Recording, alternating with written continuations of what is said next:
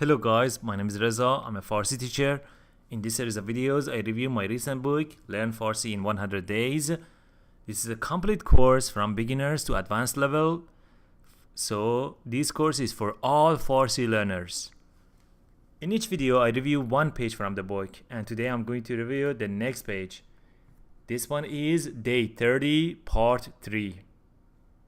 حیوانات حیوانات حیوانات تمساح تمساح خرس شتر گربه سگ فیل روباه اسب.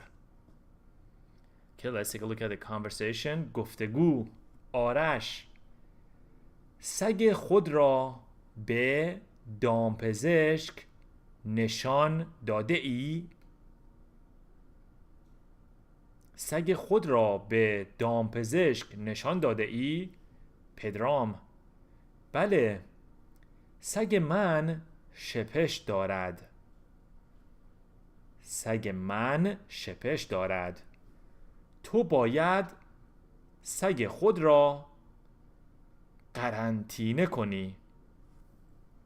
تو باید سگ خود را قرنطینه کنی. نه، دکتر شامپو تجویز کرده است. دکتر شامپو تجویز کرده است. نه، دکتر شامپو تجویز کرده است. Alright, let's take a look at the idiom of the day. اصطلاح روز. اصطلاح روز. There are about 100 most common idioms in the book, and in each day we review one of them. یک تخته اش کم است. یک تخته اش کم است.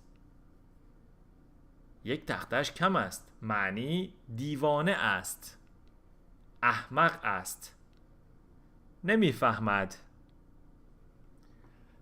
Alright, thank you for watching this video. If you have any questions, any remarks about learning Farsi, please leave your comment below this video. If you enjoy watching my videos, please like this video. Thank you.